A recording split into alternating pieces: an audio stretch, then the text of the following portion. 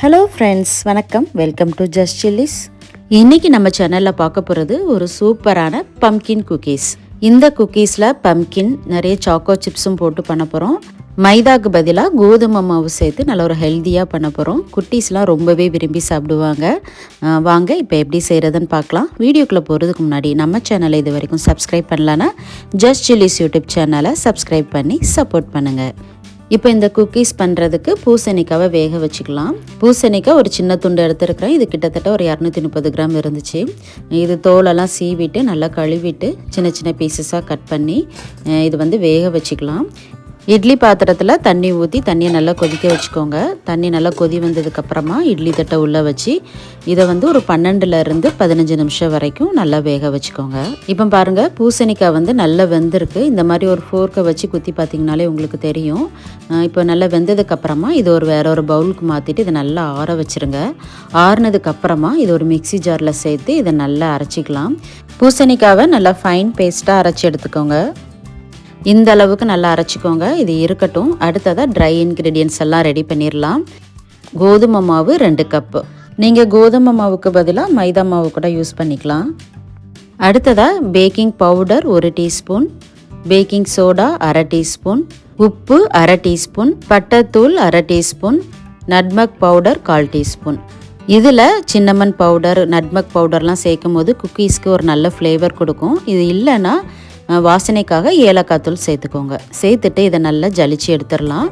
இது நல்லா ஜலிச்சதுக்கப்புறமா ஒரு விஸ்க் வச்சு நல்லா கலந்து கொடுத்துருங்க. நம்ம இதில் சேர்த்துருக்கிற பேக்கிங் பவுடர், பேக்கிங் சோடாலாம் மாவோட நல்லா மிக்ஸ் ஆகணும்.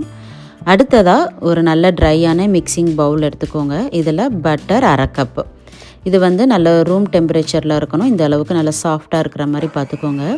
இதை ஒரு பீட்ரு வச்சு ஒரு 1லேருந்து 2 நிமிஷம் நல்லா பீட் பண்ணிக்கலாம்.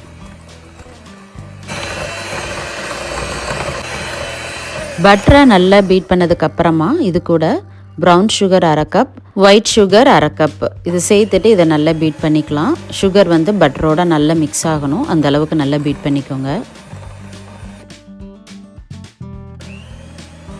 பட்டரோட சுகரை நல்லா மிக்ஸ் பண்ணதுக்கப்புறமா இதில் முட்டை 1 சேர்த்துக்கலாம். இது ரூம் டெம்பரேச்சரில் இருக்கணும்.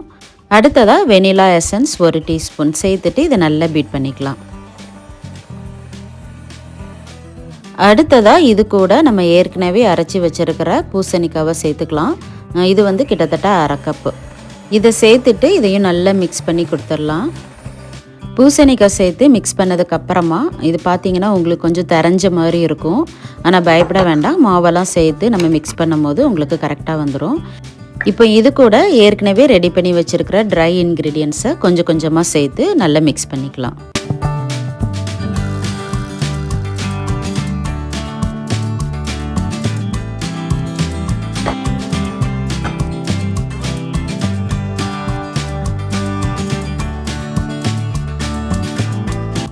மாவெல்லாம் சேர்த்து நல்லா மிக்ஸ் பண்ணதுக்கப்புறமா இது கூட சாக்கோ சிப்ஸ் 1/2 கப்பு இதை சேர்த்துட்டு இதையும் ஒரு தடவை நல்லா கலந்து கொடுத்துடலாம்.